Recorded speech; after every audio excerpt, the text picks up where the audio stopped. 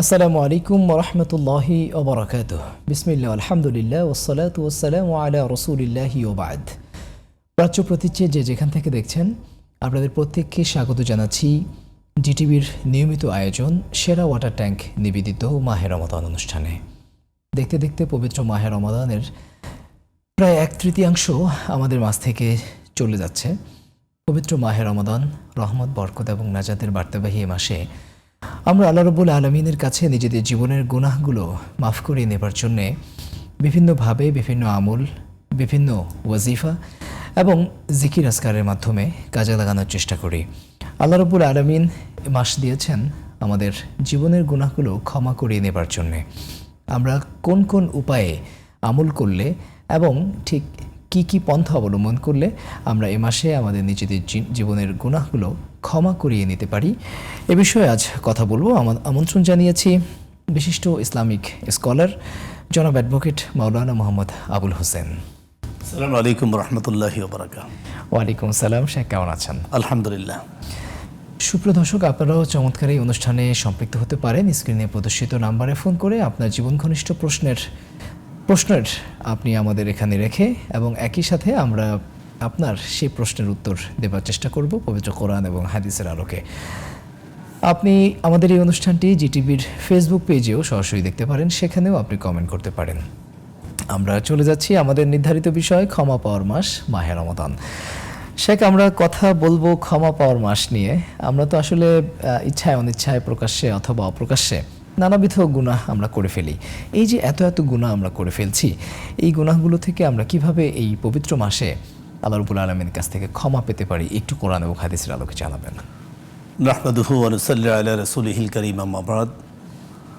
মহান আল্লাহর দরবারে লাখ কোটি শুকরিয়া জ্ঞাপন করছি যে মাহে রমজান মাসের রহমতের 10ম দিনে আজকে গাজী টিভিতে লাইভে আসতে পেরেছি এবং কোরআন সুন্নাহ অনুযায়ী জীবন বিধান আমাদের আল্লাহর কাছ থেকে বান্দার বিগত দিনের গুনাহসমূহ মাফ করার যেই পলিসিগুলো, পন্থাগুলো আল্লাহ রাব্বুল আলামিন বান্দার জন্য কোরআন এবং সুন্নাহর মধ্যে বান্দার হেদায়েতের জন্য আল্লাহ জানিয়ে দিয়েছেন জীবন বিধান হিসাবে, সেখান থেকে আলোচনা করার সুযোগ পেয়েছি। সেজন্য আবার ধন্যবাদ জানাই, আল্লাহর কাছে শুকরিয়া জ্ঞাপন করি। আলহামদুলিল্লাহ। দেখুন, রব্বে করিম লৌহে মাহফুজের কালামের মধ্যে ঘোষণা করেছেন, বিসমিল্লাহির রহমানির রহিম, শাহরু রমাদান আল্লাযী উনজিলা ফীহিল কুরআন হুদাল লিন-নাস মিনাল হুদা ওয়াল ফুরকান। রমজান মাস এমন একটি মাস, আল্লাযী উনজিলা ফীহিল কুরআন, যে মাসে রব্বে করিম কোরআনে কারীম নাজিল করেছেন বান্দার মুক্তির জন্য এবং প্রেরণ করেছেন আমার নবী, আপনার নবী রহমাতুল আলামিনের কাছে। বলছে, ইয়া আইয়ুহান নাস ইন্নী রাসূলুল্লাহি ইলাইকুম জামিআ। ও তামাম পৃথিবীর সমস্ত মানুষের, এখানে হিন্দু, বৌদ্ধ, খ্রিস্টান, মুসলমান, দ্যাট মিনস মানুষ বলতে যারা আশরাফুল মাখলুকাত, সৃষ্টির সেরা হিসাবে যারা পৃথিবীতে এসেছে সকলকে মানুষের সম্বোধন করেছেন। মানুষের মুক্তির জন্য আল্লাহ প্রেরণ করেছেন, ইন্না আরসালনাকা শাহিদাও ওয়া মুবাশশিরাও ওয়া নাযীরা ওয়া দাঈয়ান ইলাল্লাহি বিইজনিহি ওয়া সিরাজাম মুনীরা। নবী করিম সাল্লাল্লাহু আলাইহি ওয়াসাল্লামকে মানব জাতির কল্যাণ, অকল্যাণ, ভালো মন্দ, সুখ দুঃখ, ভালো করলে কি হবে, মন্দ করলে কি হবে, পরকাল নাজাতের পথ কীভাবে, সমস্ত কিছুর সংবাদদাতা হিসেবে রাসূল করিম সাল্লাল্লাহু আলাইহি ওয়াসাল্লামকে আমাদের মাঝে কোরআন এবং সুন্নাহ নিয়ে পাঠিয়েছেন। সেই কোরআনের মধ্যে আল্লাহ রাব্বুল আলামিন শাহরু রমাদান আল্লাযী বললেন, অন্য আয়াতে আল্লাহ বললেন, কুতিবা আলাইকুমুস সিয়াম কামা কুতিবা আলাল লাযীনা মিন ক্বাবলিকুম লাআল্লাকুম তাত্তাকুন। তোমাদের উপর রোজা ফরজ করা হয়েছে যেমনি ভাবে ফরজ করা হয়েছে পূর্ববর্তী নবীদের উপর, এই জন্যই যে যাতে করে তোমরা মুত্তাকি হতে পারো। তো মুত্তাকি কে? যে আল্লাহকে ভয় করে, আল আমরু বিল মারুফ ওয়া নাহয়ু আনিল মুনকার, আল হুব্বু লিল্লাহ ওয়াল বুগযু লিল্লাহ। মানুষকে সৎ কাজের আদেশ দেয়, অসৎ কাজ থেকে বিরত রাখে, আল্লাহর সন্তুষ্টির জন্য ভালোবাসে, আল্লাহর অসন্তুষ্টির জন্য ত্যাগ করে।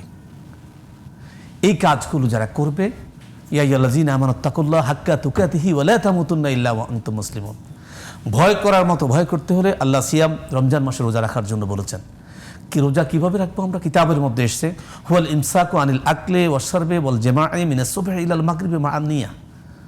সুবহ সাদেক থেকে সূর্যাস্ত পর্যন্ত সমস্ত পানাহার, স্ত্রী সহবাস, সমস্ত গহিত কাজ, নিন্দাজনক কাজ, পরনিন্দা, হিংসা, মিথ্যা বলা, গীবত করা, সকল ধরনের কাজ থেকে বিরত থেকে আল্লাহর সন্তুষ্টিতে থাকার নাম হচ্ছে সিয়াম। নবী করিম সাল্লাল্লাহু আলাইহি ওয়াসাল্লাম বলেছেন, কোনো ব্যক্তি যদি রোজাদারের সাথে ঝগড়া করে, সে বলবে, ভাই আমি সায়াম, আমি রোজাদার, আমি রোজাদার, দুইবার বলবে। এই কথা বলে সে অন্য যদি তার সাথে গালমন্দ করেও তাও সে মুখ ফিরিয়ে নিবে। সুবহানাল্লাহ। নবী করিম সাল্লাল্লাহু আলাইহি ওয়াসাল্লামের একখানা হাদিস, যে বান্দা কিভাবে মাহে রমজান মাস পেল, 12 মাসের মধ্যে একটি মাস সবচেয়ে রহমতের মাস, রহমত, মাগফিরাত, নাজাত। এই মাসে বান্দা কিভাবে আল্লাহর কাছ থেকে গুনাহগুলো মাপ নেবে। নবী করিম সাল্লাল্লাহু আলাইহি ওয়াসাল্লাম বললেন বিসমিল্লাহির রহমানির রহিম, মান সামা রমাদানা ঈমানান ওয়া ইহতিসাবান গুফিরা লাহু মা তাকাদ্দামা মিন যামবিহি। সুবহানাল্লাহ। যে ব্যক্তি মাহে রমজান পেল এবং ঈমান ইহতিসাব শরীয়তের সম্পূর্ণ বিধিবিধান অনুযায়ী হুকুম মেনে রোজা রাখলো, গুফিরা লাহু মা তাকাদ্দামা মিন যামবিহি। এই মাহে রমজানে রোজা রাখার কারণে রব্বুল আলামিন তার তামাম জীবনের সমস্ত গুনাহ রাশি, এখানে গুনাহ সগীরার কথা বলা হয় নাই, সুবহানাল্লাহ। খুব চমৎকার বলছেন শেখ। একজন দর্শক যুক্ত হয়েছেন, আমরা ফোন কলটি নিয়ে নেই। আসসালামু আলাইকুম ওয়া রাহমাতুল্লাহ। দর্শক প্রশ্ন করুন। ওয়ালাইকুম আসসালাম ওয়া রাহমাতুল্লাহ। হুজুর, আমার একটা প্রশ্ন, জি। আপনারা একটু ভালো করে শুনবেন। আমার স্বামীর সাথে আমার ডিভোর্স হয়ে গেছে, বুঝছেন? তা আমার মেয়ে আছে একটা, মেয়েটা আমার কাছে থাকে, মানে আমি ওকে মানুষ করি। এখন ওর জন্ম নিবন্ধন আমি মানে ওর ভোটার আমি করতে পারতেছি না, ওর বাপের ভোটার আইডি কার্ড ঠিক করতে হবে, সেজন্য এখন আমার জাকাত থেকে কি আমি ওর ওই বাবার মানে যার সাথে আমার তালাক হয়ে গেছে ওকে কি আমার জাকাতের টাকা দিতে পারবো? না, ওর টাকা নাই নাকি ও ঠিক করতে পারতেছে না, এখন আমি কি দিতে পারবো? মানে ওর ভোটার আইডি কার্ড ঠিক করলে আমার মেয়েটা আমি ঠিক করতে পারবো, এখন মেয়ে তো বাবারটা ছাড়া ঠিক করতে পারে না। প্রশ্নের জায়গাটা হচ্ছে আপনার যিনি জাকাতের এক্স হাজবেন্ড টাকাটা- ছিলেন তাকে জাকাতের টাকা দেওয়া যাবে কিনা, তাই তো? যাবে কিনা? জি জি, অনেক ধন্যবাদ শেখ। তিনি যেমন প্রশ্নটি করলেন যে যেই স্বামীর সাথে তার বিচ্ছেদ হয়ে গেছে সেই স্বামীকে জাকাতের টাকা দেওয়া যাবে কিনা। শরীয়তের দৃষ্টিকোণ থেকে যদি এটা ওনার টাকা হয় তাহলে উনি একজন মুসলমান হিসেবে মুসলমানকে জাকাতের টাকা দিতে পারবেন। যদি মেয়ের টাকা হয় তাহলে মেয়ের টাকা হলে জাকাত দেওয়া যাবে না। জি, যেহেতু সে তার বাবাকে দিচ্ছে। বাবাকে দিচ্ছে, সে বাবাকে দিতে পারবে না, এটাই শরীয়ত। জি, এবং এক্ষেত্রে তার স্বামী যদি জাকাত গ্রহণ করার উপযুক্ত হয়, উপযুক্ত অবশ্যই তাকে, ওই যে যে আটটি খাতের ইন্নামা সাদাকাতুল লিল ফুকারা, যে আটটি খাত রয়েছে জি, সেই জি, খাতের জি। মধ্যে যদি উনি প্রকৃতপক্ষে একজন পুয়ার হয়, দরিদ্র হয়, হ্যাঁ। জাকাত খাওয়ার উপযোগী, তাহলে জাকাত দেওয়া যাবে। জি, চমৎকার বলছেন। আরো একজন দর্শক যুক্ত হয়েছেন, আমরা দর্শকের প্রশ্নটিও নিয়ে নিচ্ছি। দর্শক শুনতে পাচ্ছেন? হ্যাঁ, বলুন, প্রশ্ন বলুন। প্রশ্ন হচ্ছে আমার ফেতরা কি ও কিভাবে আদায় করতে হবে? জি, চমৎকার প্রশ্ন করেছেন। কিছুদিন পরেই যেহেতু পবিত্র ঈদ উল ফিতর আসছে, সেই সময়ে আমাদের কিন্তু ফিতরা আদায় করতে হয়। তো ফিতরা কি এবং কিভাবে আদায় করতে হবে সেটি তিনি জানতে চেয়েছেন। সহজ ভাষায় বলি, ফিতরাটা হচ্ছে পুরো মাস জুড়ে আমরা রোজা রাখি। রোজার যে ত্রুটি বিচ্ছুতিগুলো হয়, আল্লাহ রাব্বুল আলামিন এই ফিতরার মাধ্যমে রোজার ত্রুটি বিচ্ছুতিগুলোকে মাফ করে আল্লাহ রাব্বুল আলামিনের কাছে রোজাটা পরিপূর্ণভাবে কবুল হওয়ার একটি অন্যতম পন্থা মাধ্যম হচ্ছে ফিতরা। জি জি, সেই ফিতরাটা জাকাত যাদের উপর ফরজ হয়েছে তারা জাকাত প্রদান করবে, আর যাদের ভরণ পোষণের পরে ওই নির্দিষ্ট পরিমাণ সম্পদ থাকবে যেটা আপনার জাকাত দেওয়ার মতো পরিবেশের কাছাকাছি, তারাই তাদের উপরে ফিতরা দেওয়া ওয়াজিব, জি, তারাই ফিতরা আদায় করবেন। ফিতরা দেওয়াটা ঈদের নামাজে যাওয়ার আগে আগে আদায় করাটা উত্তম, পরবর্তীতে আদায় করলেও আদায় হবে। তবে মাহে রমজানে এবং ঈদের নামাজে যাওয়ার আগে আগে আদায় করলে যারা এই ফিতরাটা ভোগ করবে, পাওয়ার হকদার, তাদের হাতে সঠিক সময় পৌঁছলে তারা মাহে রমজানের রোজা রাখার পরে ঈদের আনন্দ, আমরা যারা অর্থনৈতিকভাবে স্বাবলম্বী, ফাইন্যান্স সলভেন্সি আমাদের আছে, আমাদের সাথে সম্পৃক্ত হয়ে তারাও ঈদ আনন্দ করতে পারবে, ঈদ বাঁকা হয়ে হবে, আল্লাহ এবং রসুলের সুন্নাত আদায় হবে। চমৎকার বলেছেন। আরেকজন দর্শক যুক্ত হয়েছেন। আসসালামু আলাইকুম রহমতুল্লাহ। দর্শক প্রশ্ন করুন। আসসালামু আলাইকুম হুজুর, মাসুম কুমিল্লা ধর্মপুর থেকে। জি, প্রশ্নের জায়গাটি সংক্ষেপে বলুন। প্রশ্নটি পবিত্র কোরআন থেকে সূরা আল ইমরান আয়াত 64 জি, অধ্যায়। প্রশ্নটি করুন। প্রশ্নটি হলো, আহলি কিতাবীগণ এসো সেই সব কথায় যা তোমাদের মধ্যে আমাদের মধ্যে এক, আমরা আল্লাহ ছাড়া কারো ইবাদত করি না, তার সাথে কাউকে শরীক করি না। আমার প্রশ্ন, আহলি কিতাবীগণ বলতে কি বোঝাইতেছে এই আয়াতটিতে সূরা আল ইমরানে? প্রশ্নের মূল জায়গাটি আবার বলুন। এই আহলি কিতাবীগণ এসো সেই সব কথায় যা তোমাদের মধ্যে আমাদের মধ্যে এক, এর মানে কি? আচ্ছা, চমৎকার প্রশ্ন করেছেন। তিনি জানতে চেয়েছেন যে ঈমান আনতে বলা হয়েছে সেই বিষয়ের উপর, যেই বিষয়ের উপরে আমরা মুসলিমরা এবং পূর্ববর্তী ধর্মের যে ধর্মীয় গ্রন্থগুলো রয়েছে অথবা যে ধর্মীয় শিক্ষাগুলো রয়েছে, উভয় শিক্ষা এবং উভয় ধর্ম যেই বিষয়গুলোর উপর ঐক্যমত পোষণ করেছে সেই বিষয়গুলোর উপরে ঈমান আনতে বলা হয়েছে। সেই বিষয়গুলো বলতে আসলে কি বোঝানো হয়েছে? আসলে আমাদের 1 লক্ষ মতান্তরে 2,24,000 পয়গম্বর আল্লাহ রাব্বুল আলামিন পৃথিবীতে প্রেরণ করেছেন। তার মধ্যে শরীয়ত সম্বলিত মানে 4খানা কিতাব দিয়ে আল্লাহ রাব্বুল আলামিন পৃথিবীতে 4খানা কিতাব সম্বলিত নবী পাঠিয়েছেন। সর্বশেষ এবং সর্বশ্রেষ্ঠ নবী হচ্ছে মুহাম্মদ রাসূলুল্লাহ সাল্লাল্লাহু আলাইহি ওয়াসাল্লাম। তাওরাত, জবর, ইনজিল, কোরআন, এই 4টা গ্রন্থ যখন আয়া কোরআনের মধ্যে নাসেক এবং মানসুক বলতে একটা বিধান রয়েছে। আমাদের নবী রহমাতুল্লিল আলামিন নবী মুহাম্মদ রাসূলুল্লাহ সাল্লাল্লাহু আলাইহি ওয়াসাল্লামের উপর যখন কোরআন নাজিল হলো, হওয়ার পরে পূর্ববর্তী নবীদের কিতাব এবং তাদের শরীয়তের যে বিধিবিধান সেটা স্টপ হয়ে গিয়েছে। কিন্তু আগের যে নবীরা 1 লক্ষ মতান্তরে 2,24,000 পয়গম্বর কিন্তু তাওহীদের বাণী পৌঁছিয়েছেন। তাদের সময় নামাজ ছিল, তাদের সময় রোজা ছিল, তাদের সময় দান সদকার একটা বিধান ছিল। কিন্তু আমাদের পরবর্তীতে এসে কোরআন নাজিল হওয়ার পরে যেভাবে স্পেসিফিকলি কিয়ামত পর্যন্ত কনস্টিটিউট হয়েছে, যেটা কোনো পরিবর্তন করার সুযোগ নাই। আলিফ লাম মিম জালিকাল কিতাব লা রাইবা ফিহি, it is that's book which has no doubt. এটা আসার পরে পূর্ববর্তী কোনো কিতাবের কোনো বিধান নাই, নাসেক এবং মানসুখ হয়ে গিয়েছে পূর্ববর্তীগুলা। তো এখানে পূর্ববর্তী নবীরা তাওহীদের উপর বিশ্বাস করেছে, পূর্ববর্তী নবীরা রোজা রেখেছেন, পূর্ববর্তী নবীরা হজ করেছেন, আখিরাত বিশ্বাস করেছেন, নবীকে মেনেছেন, হালাল হারাম বেঁচে চলেছেন, সত্যের পথে ছিলেন। সেখান থেকে অনেকগুলো বিষয় কিন্তু আল্লাহ রাব্বুল আলামিন আম্বিয়া কেরামের অনেক মাসালা, অনেক উদাহরণ আল্লাহ পাক রাব্বুল আলামিন কোরআনে কারিমের মধ্যে আনয়ন করেছেন। এগুলোই উপমা শরীফ বলেছেন যে পূর্ববর্তী নবীদের চমৎকার বলেছেন ঈমান আনয়ন করার জন্য। আরেকজন দর্শক যুক্ত হয়েছেন। আসসালামু আলাইকুম ওয়া রাহমাতুল্লাহ। দর্শক প্রশ্ন করুন। আসসালামু আলাইকুম। ওয়ালাইকুম আসসালাম। ওয়ালাইকুম আসসালাম ওয়া রাহমাতুল্লাহি ওয়া বারাকাতুহু। জি, প্রশ্ন করুন। আমি অনলাইনে ফেসবুক পেজে একটা চাকরি করি। আমার কাজটা হলো স্কিন কেয়ারের পণ্য বা যে কোনো পণ্য বিক্রির জন্য ক্রেতাদের সাথে কল বা মেসেজে কথা বলা।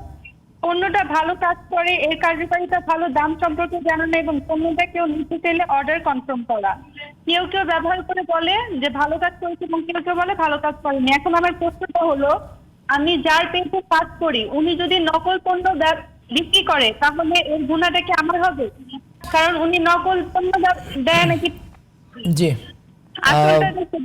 বলতে পারি। ধন্যবাদ বোন, আপনার প্রশ্ন আমরা বুঝতে পেরেছি। আপনার প্রশ্নের উত্তর আমরা দেব, আমাদের সঙ্গেই থাকুন। আমরা ছোট্ট একটি বিরতি নেব এই মুহূর্তে। বিরতির পর ফিরে এসে আপনাদের প্রশ্নের উত্তরগুলো দেব এবং বাকি আলোচনা আমরা করব। আপনারা দেখছেন সেরা ওয়াটার ট্যাঙ্ক নিবেদিত মাহে রমাদান অনুষ্ঠানের পর্যায়ে ছোট্ট একটি বিরতি নিচ্ছি, ফিরছি কিছুক্ষণ পর। আপনারা দেখছেন সেরা ওয়াটার ট্যাঙ্ক নিবেদিত মাহে রমাদান। বিরতির পর আবারও আপনাদের স্বাগত জানাচ্ছি। আমি মাহমুদুল হাসান হাশিমি এবং আপনাদের সঙ্গে আছেন শেখ অ্যাডভোকেট মাওলানা মোহাম্মদ আবুল হোসেন। শেখ, আপনাকেও আবারও স্বাগত জানাচ্ছি। একজন বোন জানতে চেয়েছিলেন যে তিনি একটি স্ক্রিন কেয়ার প্রতিষ্ঠানের কল সেন্টারে কাজ করেন এবং তিনি সেই পণ্যের গুণাগুণ বর্ণনা করে থাকেন আমাদের যে সকল ভোক্তাবৃন্দ রয়েছেন তাদের কাছে। তার প্রশ্নের জায়গাটা হচ্ছে, সেই প্রতিষ্ঠান যদি নকল পণ্য ব্যবহার করে, নকল পণ্য বিক্রি করে, সেক্ষেত্রে তিনি কোনো কারণে গুনাহগার হবেন কিনা? সুন্দর প্রশ্ন আমার বোনের। সেটা হচ্ছে, প্রথমত হচ্ছে উনি হালাল উপার্জন করার জন্য জব করছে, সার্ভিস করছে, এটা শরীয়তে হালাল। কিন্তু উনি যখন জানবে যে একজন মানুষের সাথে প্রতারণা করছে, প্রতারণা করার কারণে সে দেশের প্রচলিত আইনেও এই প্রতারককে সহযোগিতা করার জন্য দায়ী হবেন এবং ইসলামের দৃষ্টিকোণ থেকে উনি দায়ী হবেন। সে কারণে ওনার করণীয় হচ্ছে উনি ওই কোম্পানিকে যাদের আন্ডারে আছেন তাদেরকে রেকটিফাই করার জন্য অনুরোধ করবেন বা সর্বোচ্চভাবে তার মতো করে চেষ্টা করবেন। যদি তারা সেটা থেকে না সরে আসে তাহলে উনি ওখান থেকে সরে আসবেন। কেন সরে আসবেন? এই জন্যেই কাল নবী সাল্লাল্লাহু আলাইহি ওয়াসাল্লাম, মান রাআ মিনকুম মুনকিরান ফালিয়ুগাইয়ির বিয়াদিহি ফাইন লাম ইয়াস্তাতি ফাবি লিসানি ফাইন লাম ইয়াস্তাতি ফাবি কালবিহি ওয়া যালিকা দারফুল ঈমান। যেহেতু আমার বোন মুসলিম, উনি শরীয়তকে মানেন এবং আল্লাহ রসুলের প্রতি তার ভয় আছে, তাকওয়া আছে, সে কারণে নবীজির হাদিস হচ্ছে, তোমাদের সমাজের মধ্যে তোমাদের কেউ যদি কোনো অন্যায় হতে দেখো, মান রাআ মিনকুম মুনকিরান ফালিয়ুগাইয়ির বিয়াদিহি, হাত দিয়ে সেটা প্রতিহত করো। হাত দিয়ে প্রতিহত করার শক্তি সামর্থ্য না থাকতে মুখ দিয়ে প্রতিহত করো। মুখ দিয়ে প্রতিহত করার শক্তি সামর্থ্য না থাকতে ইসলাম বলেছেন তুমি তোমার অন্তর দিয়ে ঘৃণা করো। আর এটাই হচ্ছে ওয়াযালিকা আদারফুল ঈমান, ঈমানের সর্বশেষ স্তর। কারণ কোনো ব্যক্তি এক হচ্ছে অপরাধীকে অন্যায় যে করে, অন্যায় যে সহে সকলের সম্ভব অপরাধী, এখনও অন্যায়কারীকে সমর্থন করা হচ্ছে। দ্বিতীয়ত হচ্ছে আয়টা হচ্ছে সেটাও হালাল হচ্ছে না। তৃতীয় হচ্ছে ইসলামী শরীয়তের বিধান অনুযায়ী উনি অন্যায়ের প্রতিবাদ না করার কারণে দুনিয়া এবং আখিরাতে আল্লাহর কাছে উনি ক্ষতিগ্রস্ত হন। সেই জন্য এটি হচ্ছে শরীয়তের বিধান। অনেক ধন্যবাদ। এর মধ্যে দুজন দর্শক যুক্ত হয়েছেন, আমরা তাদেরকে সংযুক্ত করে নেই।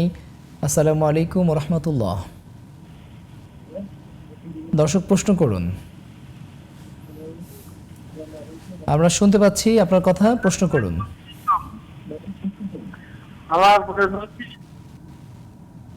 টেলিভিশনের ভলিউম কমিয়ে তারপর প্রশ্ন করুন। হ্যালো, আসসালামু আলাইকুম। ওয়ালাইকুম আসসালাম ওয়া রাহমাতুল্লাহ। হ্যাঁ, আমার একটা প্রশ্ন ছিল। জি, করুন। হ্যাঁ, বলছি আমি মানে রমজান মাসে তো জাকাত ফিতরা দেওয়া হয়, তো যাই হোক আমি তো অনেক ঋণী আছি। তাহলে আমার যে গহনা আছে কিন্তু ঋণী আছি, এক্ষেত্রে আমি কি গহনার জাকাত দিব না ওই ঋণের টাকাটা আগে পরিশোধ করব, কোনটা জি। করতে পারি? জি, ধন্যবাদ। আরও একজন যুক্ত আছেন, আমরা সেই ফোন কলটিও নেব, তবে তার আগে প্রশ্ন উত্তরটি দিয়ে নিচ্ছি।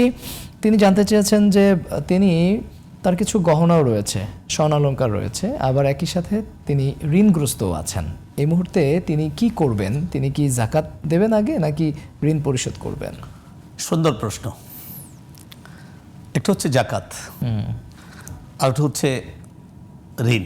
জি, আমাদের দেশে, এদেশে যারা ধনীদের 90% লোকই ঋণী, ধনীদের 90% মানুষই ঋণী। এখন আমার বোন কি পরিমাণ সম্পদের মালিক, যেহেতু ওনার উপর, ওনার স্বর্ণ অলঙ্কারের উপর উনি জাকাত দিচ্ছেন অথবা দেওয়ার অভিপ্রায় ব্যক্ত করেছেন যে ওনার স্বর্ণের যে পরিমাণ স্বর্ণ আছে এটার উপর জাকাত দেওয়া উচিত।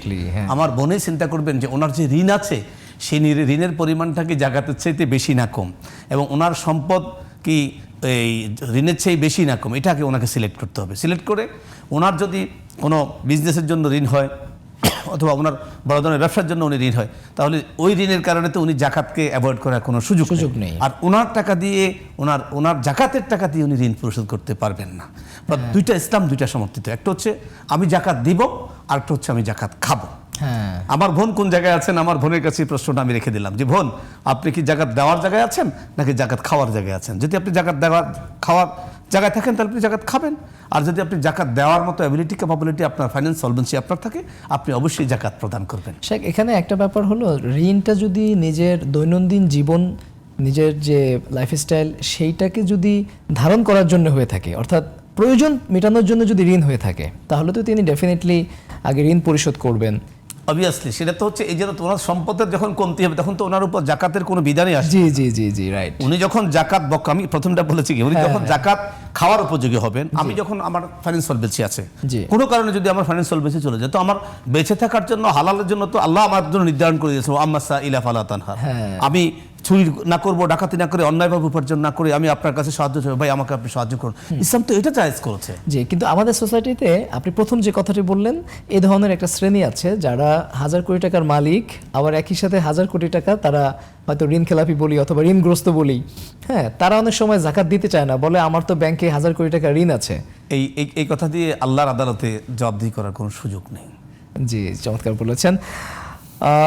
আমরা ক্ষমা পাওয়ার মাস মাহে রমাদান নিয়ে কথা বলছিলাম, যে এ মাসে আমরা কিভাবে ক্ষমা পেতে পারি। ক্ষমা পাওয়ার জন্য স্পেসিফিক কোনো দোয়া কি আছে? সুন্দর কথা। দেখুন, নবী করিম সাল্লাল্লাহু আলাইহি ওয়াসাল্লাম কোরআনের আয়াতগুলো বলেছিলাম, নবী করিম সাল্লাল্লাহু আলাইহি ওয়াসাল্লাম একখানা সুন্দর হাদিস ইরশাদ করেছেন, সল্লু খামসাকুম ওয়া সুমু শাহরাকুম জি, ওয়াদু যাকাত আমওয়ালিকুম ওয়া আতিউ আমরাকুম তাদখুলুল জান্নাতা রাব্বাকুম। সুবহানাল্লাহ। তোমরা 5 ওয়াক্ত নামাজ আদায় করো, তোমরা তোমাদের রমজান মাসে রোজা রাখো, তোমরা তোমাদের মালের জাকাত দাও, জি, তোমরা তোমাদের আমিরের আনুগত্য করো, এবং তোমরা তোমার রবের জান্নাতে প্রবেশ করো। তাহলে আমাদের আলোচনার টপিকটা হচ্ছে ক্ষমার মাস মাহে রমজান। আমরা কিভাবে ক্ষমা নিতে পারি? আমরা নবী করিম সাল্লাল্লাহু আলাইহি ওয়াসাল্লামের এই হাদিসকে যদি অনুসরণ করে 5 ওয়াক্ত নামাজ পড়ি, মাহে রমজানের রোজাগুলো যদি সঠিকভাবে পালন করি, আল্লাহকে যদি ভয় করার মতো ভয় করি, হাক্কা তুকাতিহি, ইয়া আইয়ুহাল্লাযীনা আমানুত্তাকুল্লাহ হাক্কা তুকাতিহি, আল্লাহকে যদি ভয় করার মতো ভয় করি, জাকাতটা যদি সঠিকভাবে আদায় করি, আল্লাহ যেভাবে বলেছেন, আমার আমিরের আনুগত্য করি, আমার উপর অর্পিত দায়িত্ব যথাযথ পালন করি, মানব জাতির ক্ষতিকর কাজ থেকে যদি দূরে থাকি, তাহলে আল্লাহর কাছে আমার এই সারাদিন উপবাস থেকে যে রোজা রাখা হল ইমসাকুল আকলি ওয়াশরাবি ওয়াল জামায়ে মিনাস সুবহি ইলাল মাগরিবি মা'আন-নিয়া, এটা আল্লাহর কাছে আদায় হবে। কেমন আদায় হবে, আদায়টা কেমন হবে সেটা বুঝলে আমরা ক্ষমা পাচ্ছি কি পাচ্ছি না সেটা জানি। আল্লাহ রাব্বুল আলামিন মানব জাতিকে সৃষ্টি করার পূর্বে আলো বারহার মধ্যে ফেরেশতাদেরকে নিয়ে একটি কনফারেন্স করেছিলেন। সেই কনফারেন্সে বলছে, ইন্নী জাইলুন ফিল আরদি খলিফা। অনেক লম্বা আয়াত। ফেরেশতারা বলল, ইয়া রাব্বুল আলামিন, এটা তো মারামারি কাটাকাটি করবে, একটা কাজ করেন, দরকার নেই। ওয়ানাহনু নুসাব্বিহু বিহামদিকা ওয়া নুকাদ্দিসু লাক। আল্লাহ, আমরাই তো আপনার তাসবিহ তাহলিল পাঠ করছি, কি দরকার আবার আপনি পৃথিবীতে মানব জাতি তৈরি করা? ফেরেশতারা কিন্তু আল্লাহর সাথে দ্বিমত পোষণ করেছে। আল্লাহ বলছেন, ইন্নী আ'লামু মা লা তা'লামুন। আমার ফেরেশতারা, তোমাদের ওপিনিয়নটা আমি নিয়েছি, কিন্তু আমি আল্লাহ যা জানি তোমরা তা জানো না। সুবহানাল্লাহি ওয়া বিহামদিহি। আল্লাহ বান্দা বানিয়েছেন আখিরি জামানায়, আমরা আখিরি জামানার নবীর উম্মত হিসেবে পৃথিবীতে এসেছে, আমাদের জন্য এসেছে কোরআন, আমাদের নবীর জন্য এসেছে হাদিস। সে হাদিস পাওয়ার পরে আমরা আল্লাহর কোরআন নবীর সুন্নাহ অনুযায়ী যদি আমরা জীবনযাপন করি, তাহলে আমাদের জন্য কিন্তু ক্ষমার রাস্তা খুলে যায়। কেমন খুলে যায়? বান্দা সারাদিন রোজা রাখে, বান্দা ফাইল্লাম তারাহু ফাইন্নাহু ইয়ারা, যে বান্দা এমনভাবে ইবাদত করবে, এমনভাবে প্রত্যেকটি কর্ম করবে যে মনে হচ্ছে যেন সে যদিও আল্লাহকে না দেখে, আল্লাহ তাকে দেখে। সুবহানাল্লাহ।